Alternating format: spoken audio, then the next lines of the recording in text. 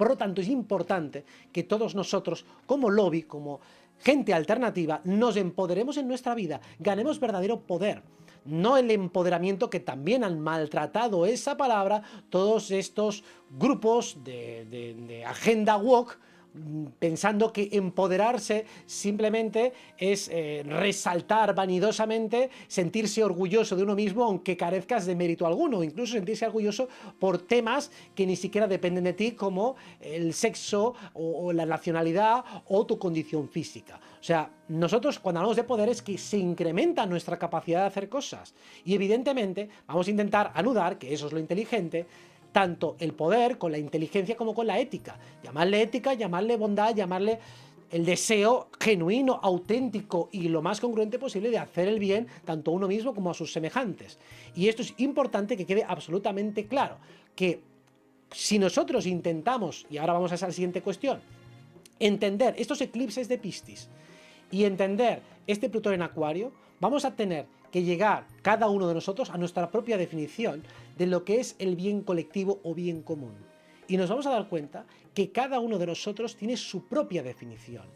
Que al igual que los filósofos llevan la vida y media discutiendo entre sí respecto a cuestiones éticas y morales sobre el bien, sobre la bondad, sobre la belleza, sobre la pedagogía, nosotros evidentemente no vamos a cerrar ese debate, porque nos daremos cuenta cuando analizamos astrológicamente que nuestros conceptos éticos y morales primero tienen una grandísima influencia cultural, o sea que lo que está codificado como bueno, como malo, premiado o castigado por nuestra cultura va a pesar mucho, pero aparte nuestro propio código personal, aquel que choca y rebota contra la cultura dominante, también tiene mucho que ver con nuestra carta natal, con nuestra personalidad. Y en definitiva, en última instancia, cuando hablamos de la ética, de la justicia, del concepto de verdad, de bondad, estamos hablando de nosotros, de nuestro propio criterio. Por lo tanto, va a ser muy complicado que política y colectivamente nos pongamos de acuerdo en todo, pero sí que podemos tener aquello que apelamos, que es un acuerdo de mínimos. Y ese acuerdo de mínimos significa no violentarnos cuando tengamos pequeñas discrepancias estratégicas a la hora de abordar una problemática. Por ejemplo, uno de los temas fundamentales de estos eclipses de Piscis que vamos a tener el 28 de febrero y 14 de marzo tiene que ver con la ayuda, el concepto de ayudar. Si lo llevamos siempre a los extremos y solemos ser un poco reduccionistas a la hora de analizar lo que significa el concepto de ayuda, muchas veces decimos, no podemos buscar salvadores, porque los salvadores al final lo que te hacen es desempoderarte, porque al fin y al cabo dependes de otro, lo cual es absolutamente cierto. Incluso cuando se habla de figuras como el actual presidente de Estados Unidos, creo que ya ni se puede decir los nombres en esta red social, pero cuando se habla de ello, pues algunos dicen es un salvador, otros dicen la mayoría que no es un salvador, como es lógico, lo cual no excluye que en algo, colateralmente, aunque sea por motivos egoístas, te pueda venir bien. Entonces, cuando hablamos de una figura como este señor, el del peluquín, pues podemos decir, bueno, pues hace algunas cosas que a nosotros, indirecta y colateralmente, nos pueden venir bien y otras que nos pueden venir mal. Y así con todos los seres de esta humanidad. Entonces, cuando hablamos de este concepto propio de la bondad, nos damos cuenta de que hablamos de nosotros mismos, y cuando hablamos del Salvador y de cómo ayudar a otros, lo que nos damos cuenta es de que no es fácil ayudar a otros, que incluso teniendo una buena intención, poniendo el corazón, guiando nuestros pasos, muchas veces la ayuda no es bien recibida. La ayuda realmente no es efectiva, la ayuda no llega a su destinatario y por lo tanto no se puede generar ese alivio, esa compensación que a nosotros también egoístamente nos satisface. También dicen muchas veces los filósofos que no existe una acción genuinamente altruista, porque en la ayuda también hay una gratificación egoica, lo cual es un absurdo, porque si no, el altruismo no tendría ningún tipo de definición. Nosotros podemos albergar diferentes razones para hacer una acción. Uno puede ayudar por motivos altruistas y también complementar y simultáneamente motivos egoístas. Me puedo sentir bien porque el otro está bien y también me siento bien por haber hecho el bien y porque me siento orgulloso de mis acciones, y todas esas acciones son complementarias y son compatibles, y eso también nos lo trae tanto la energía de Piscis como la energía de Acuario, los análisis multifactoriales. Entonces, ayudar a otro requiere, en definitiva, que el otro esté receptivo y que nuestra ayuda sea efectiva, que le demos al otro exactamente lo que quiere y lo que necesita en los términos que quiere y necesita, o que, en definitiva, le ayudemos a lo que sea que está pidiendo. Claro, cuando aquí, por ejemplo, alguien pide ayuda a otros seres, guías espirituales, maestros ascendidos o a quien le dé la gana, o a la Virgen María, también puede delegar momentáneamente y puede ser perfectamente válido y correcto. Oye, yo ahora mismo no me siento capacitado para entender cuál es lo mejor para mi alma y delego en alguien en quien tengo confianza. Claro, cuando esto se sistematiza, puede ser evidentemente delicado porque estoy delegando la pedagogía de mi vida en otro ser que a lo mejor no tiene mejor criterio que yo o que puede tener como mínimo un criterio distinto. Y a lo mejor para ese ser lo mejor para ti es que te des un hostiazo tremebundo y así aprenderás a ver lo que no estabas viendo. Y a lo mejor desde otro ser distinto que también te quiere ayudar, considera que hay una vía mucho más suave y más armoniosa de llegar a la misma conclusión sin pasar por esa estela de sufrimiento. Con lo cual, lo que nos damos cuenta es de que hay tantos estilos pedagógicos como seres humanos y como situaciones. Desde luego, para un drogodependiente seguramente es mucho más favorable aplicar la mano dura para conseguir que no recaiga en su adicción, y sin embargo para personas o estudiantes muy bien aplicados no tiene sentido presionarles mucho porque ellos ya se presionan bastante. Entonces agregarle esa severidad extra lo único que hace es que se bloqueen y se saturen. Por lo tanto, las estrategias pedagógicas cambian de un individuo al otro, y por eso Plutón en Acuario, Saturno y Neptuno en Piscis nos hablan de esa pluralidad de abordajes tanto en lo ético como en lo metafísico como en lo pedagógico. Por eso no nos vamos a poner de acuerdo en todas las cuestiones, de eso podemos estar seguros. Lo que sí que podemos tener ese acuerdo de mínimos respecto a las buenas intenciones. Y también podemos tener ese acuerdo, vamos a decirlo, cosmológico, respecto a que el mundo invisible existe, que el mundo invisible está interpenetrado y conectado con nuestro mundo mental y nuestro mundo psíquico, y por lo tanto que podemos interactuar con él. Eso sería un acuerdo de mínimos en el que creo que la mayoría de las personas espirituales está de acuerdo. Ahora, ¿cómo funciona ese otro mundo? Pues es como decir cómo funciona esta humanidad. Hay tantos niveles de análisis simultáneamente que va a ser difícil que nos enfoquemos o enfaticemos exactamente en los mismos. Digamos que estos puntos relacionados con Acuario y con Piscis nos remiten a lo mundicéntrico, nos remiten a lo colectivo, nos remiten a esta visión del mundo. Ahora mismo tenemos una humanidad, como decíamos antes, gobernada por auténticos psicópatas en la sombra. ¿Por qué gobiernan ellos y no hombres o mujeres sabias que han buscado el bienestar de la humanidad? Pues simplemente porque los malos le han echado más agallas, porque han asumido más riesgos, porque han puesto muchísimo más interés que todos los seres humanos con ética y con sentido espiritual que no se han interesado o no se han arriesgado o no han querido meterse en ese cenagal con más que lógica y legítima razón. Como eso, seguramente, pues los 4 mártires o los 4 héroes que quieran meterse en política, yo siempre les aplaudo y no me voy a meter con ellos, hagan lo que hagan, o como mucho haré críticas muy livianas porque yo paso de hacerlo, y entonces respeto y valoro mucho al que lo haga. Por lo menos el resto, como actores políticos no metidos en lo institucional, no metidos en lo administrativo, sí que podemos actuar desde el entramado cultural. Ahora que Plutón está en Acuario y que Urano va a entrar en Géminis en este mes de julio, el elemento aire va a ganar una fuerza tremenda. Y si gana fuerza el elemento aire, significa que en el mundo de las ideas, en el mundo del intelecto, tenemos una fuerza tremenda. Esa fuerza es la que consigue que cambie la sociedad. Olvidémonos del grueso de la población. El grueso de la población está en disonancia cognitiva. El grueso de la población está bajo programas de supervivencia muy primarios. Tened en cuenta que cuando a una persona completamente dormida, completamente metida en la Matrix, le habláis de un tema alternativo, lo que le estáis diciendo entre líneas es: oye, tú que toda tu vida llevas adaptándote a la sociedad desde una perspectiva bastante sumisa en términos académicos e intelectuales, es decir, no cuestionas ninguno de los pilares filosóficos importantes que te impone la sociedad, esa opción que tú has escogido como vía de supervivencia, ahora te la voy a romper en pedazos. Con lo cual, siente que le estás poniendo en peligro hacia su vida. Es normal que reaccione mal, porque le estás diciendo: oye, tu estrategia es una mierda. Por lo tanto, vente conmigo que te voy a poner en peligro. Es como digo, oye, vente conmigo que vamos a saltar el barco pirata entre tú y yo y vamos a reventar a esos 50 soldados armados hasta los dientes. Digo, pues no, gracias. Vete con tu puñetera madre, porque a mí no me da la gana ahora de que me eches por tierra todo lo que he intentado currarme durante años y años de sumisión y sometimiento con una sonrisa hipócrita y envenenándome por dentro. No me lo quites ahora que después voy a gastarme una millonada en terapia para compensar todo este mea ultra que me he comido con patatas.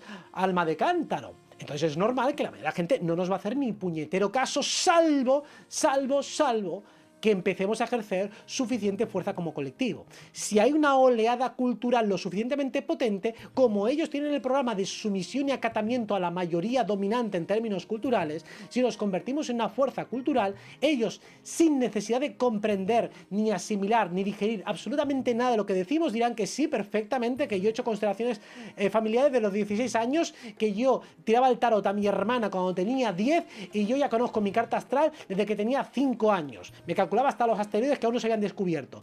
Eso es lo que ocurrirá llegado el momento cuando tengamos suficiente fuerza cultural. Y en cierto modo eso ya está sucediendo a una pequeñísima escala. De nosotros depende incrementar de una manera bárbara toda esa escala, hacerla mucho más grande, para que consigamos realmente influir de una manera inteligente y positiva en sociedad, para que realmente la gente corriente, la gente normal que no se interesa por estos temas, aunque no se interese, por lo menos no entre en disonancia cognitiva porque no piense que esté en peligro, que al hacernos caso, al escucharnos, no sienta que hay un peligro mortal. Eso es la base para poder hacer un cambio importante en la estructura de la sociedad.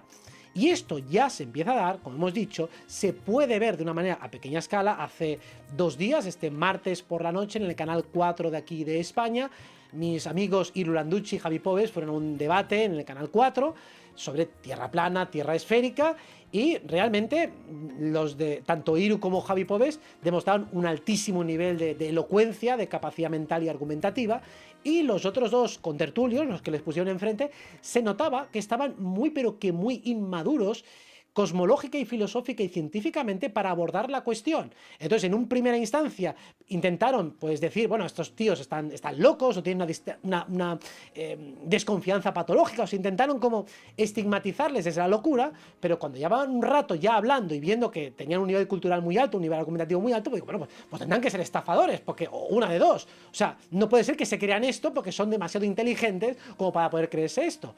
Pero claro, seguramente todos ellos ya han recibido en redes sociales una oleada de gente de nuestro lado que como mínimo les está poniendo en jaque diciendo, oye, pues no son tan pocos. Y entonces la gente más gregaria obviamente responde a la fuerza de la masa, no a la fuerza de las razones. Nosotros somos los que nos hemos enfrentado más a ese rechazo social.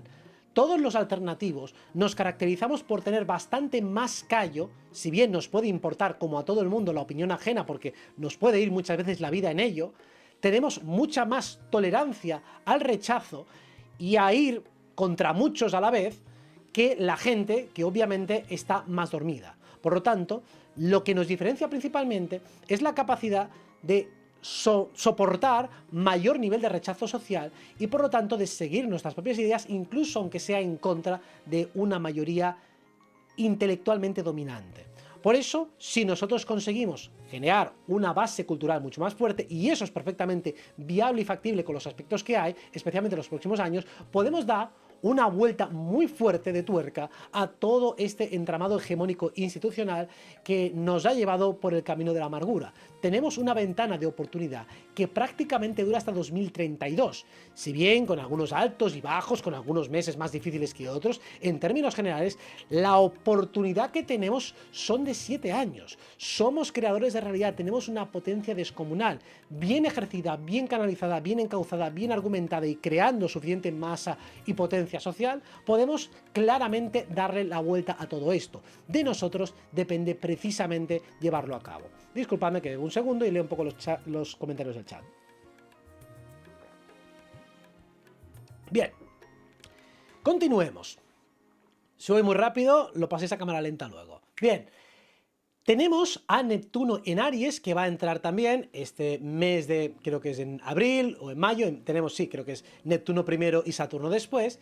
Y si nosotros durante todo este tiempo de Neptuno en Piscis hemos reconectado simbólica y metafóricamente con la fuente, o sea, más personas, más seres, ya sea porque han encontrado las filosofías no duales, porque han encontrado el Zen o cualquier otra disciplina de orden metafísico que habla clara y explícitamente de que todo este entramado en el que vivimos es una proyección de la mente divina, una proyección co-creadora de esa mente divina, con Neptuno en Aries el ciclo se reinicia. ¿Qué significa Neptuno en Aries? Si Neptuno es un fractal de esa totalidad y el signo de Aries representa el comienzo, esto es el gran reset del que hablan tanto las élites malas como las élites buenas. O sea que realmente el gran reinicio es este año.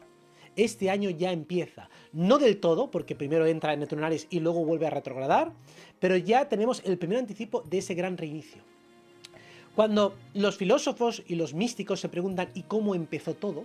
¿Cómo de la nada surgió algo? Es una pregunta científica, es una pregunta filosófica, es una pregunta metafísica y una pregunta místico-espiritual.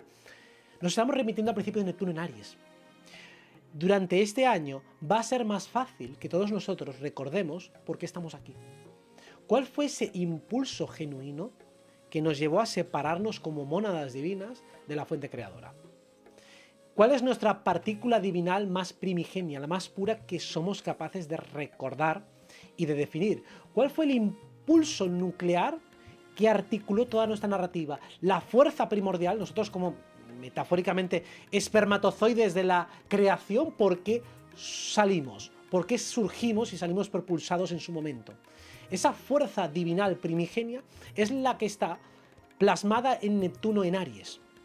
Y precisamente el hecho de que pase junto a Saturno nos está diciendo que no solo vamos a poder captar de una manera muy abstracta y metafórica ese impulso divinal inicial, sino que además lo vamos a poder cartografiar y segmentar en fases.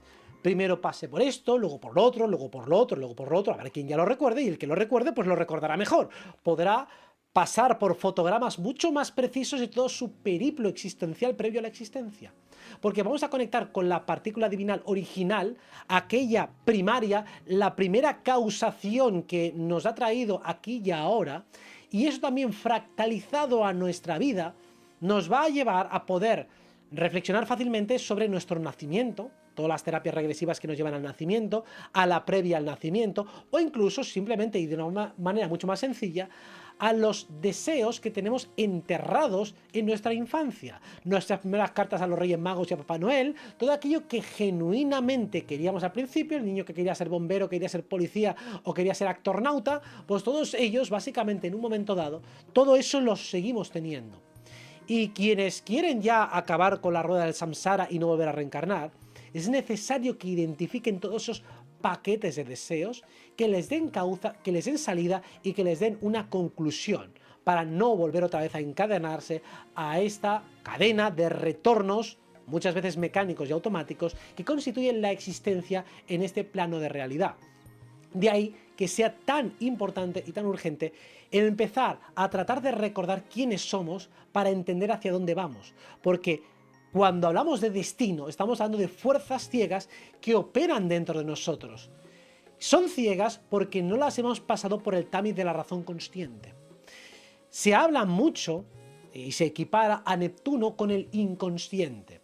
Neptuno no representa el inconsciente, representa la totalidad. Y la totalidad incluye el inconsciente. O dicho de otro modo, nuestra mente es una y la dividimos en capas conscientes e inconscientes. En términos de operatividad, consciente es aquello a lo que yo puedo ahora mismo rescatar de una manera rápida y eficaz, e inconsciente es aquello que está operando sin que yo requiera de una orden directa, y también puedo rescatarlo si consigo llevar y conducir mi mente hacia esos contenidos, ya sea a nivel onírico, ya sea a través de una meditación, ya sea a través de una hipnosis, yo puedo acceder a todos esos contenidos. Con lo cual, lo que estamos hablando es que la mente, en definitiva, es una totalidad en sí misma, al igual que el cuerpo. Y al igual que cuando hablamos de lo divinal o lo espiritual, nosotros somos Dios y nosotros somos el espíritu. Somos todo ello en acción. Simplemente está segmentado en partes y nosotros no podemos controlarlo todo al mismo tiempo sin entender la forma en la que eso se realiza. Cuando nosotros, por ejemplo, hacemos una meditación o guiada y tratamos de conectar, sea con nuestro yo superior, con nuestra alma, con nuestro cuerpo energético, con cualquier partícula metafísica, podemos dar órdenes. La orden puede ser por ejemplo, quiero que mi cuerpo se sane porque detecto que hay una serie de desequilibrios y malestares y quiero que se sane, perfecto. Esa orden, por supuesto, se ejecuta. Como es una orden extremadamente compleja, rara vez va a ser algo instantáneo. Es como quien dice que nuestro cuerpo o nuestro cerebro no busca la felicidad, sino que busca la supervivencia. No es que no busque la felicidad, es que la felicidad es una cuestión compleja que requiere de sumar muchísimos factores. Pues la sanación también. La sanación no es un concepto sencillo. La sanación es la armonización y coordinación de un montón de órganos que están a su vez coordinados con una serie de hábitos y de pensamientos y por lo tanto, al ser una cuestión compleja, por mucho que yo dé esa orden y ya está, luego esa orden me va a tener que llevar a otra serie de acciones mucho más concretas y específicas como para resolver un grandísimo puzzle. Por lo tanto, aunque es una orden perfectamente válida, no es que no funcione, es que simplemente es demasiado grande. Es como si yo digo, venga, solucionemos el mundo, y esa orden ya, digo, ¿y qué coño significa solucionar el mundo? O sea, que acabar con las guerras, acabar con el hambre, conseguir que todo el mundo esté autorrealizado. Todo eso tiene tantísimas aristas y ramificaciones de posibilidades que es una orden en la práctica y en la concreta inejecutable. No se puede ejecutar, no se puede aplicar porque es demasiado grande. Lo que sí que sirve es para que se pongan en marcha todos los mecanismos concretos, todos los entramados, todas las partes de nosotros que sí que pueden ir poco a poco abordando cada una de las cuestiones específicas que están involucradas en esa cuestión. Por eso cuando nosotros damos órdenes desde los diferentes niveles sutiles, lo que estamos es movilizando diferentes factores entre nosotros. Haremos vídeos específicamente sobre cómo manifestar, sobre cómo crear realidad, teniendo en cuenta que es un proceso de extrema complejidad que tiene que empezar con órdenes, empieza con decretos, empieza con visualizaciones, porque es la manera de poner el GPS en rumbo. Luego después, si nuestro coche va tarado, pues a lo mejor da vueltas que no tiene que dar, se mete por atajos que no tiene que darse, pero por lo menos ya está orientándose en esa dirección. Si no se hace el decreto, si no se marca la energía, entonces por defecto no va a venir lo que nosotros queremos, sino que nosotros más bien vamos a atraer a aquellos que nos quieren a nosotros. Es decir, yo no doy ninguna orden al universo, o las órdenes que doy son inconscientes. ¿A qué tipo de personas voy a atraer? ¿A la gente que me interesa a mí? Que yo no he dicho jamás que me interese a nadie, a mí no me interesa a nadie, a mí no me interesa a nadie, yo no digo absolutamente nada. Pues entonces, ¿a quién voy a atraer? A la gente a la que le intereso yo, por los motivos que sea, y no siempre serán buenos o compatibles con mis propios intereses. Por lo tanto, eso es lo que atraemos por defecto. Atraemos por defecto a la gente que tiene interés en nosotros. Y si queremos nosotros participar en la ecuación, tenemos que decirlo, tenemos que proyectarlo, tenemos que intencionarlo, tenemos que decretarlo. Y luego tenemos que ir desglosando todas esas acciones para que sean lógicas, para que sean ejecutables, para que sean reales, para que sean concretas. Por eso, todos esos procesos tienen que desglosarse en muchísimas partes y factores, y eso obviamente requiere un viaje interior, pero empieza con un solo paso que se llama decreto, que se llama intención, que se llama deseo, se llama invocación, se llama como os dé la gana, pero ya entendéis perfectamente cuál es el concepto.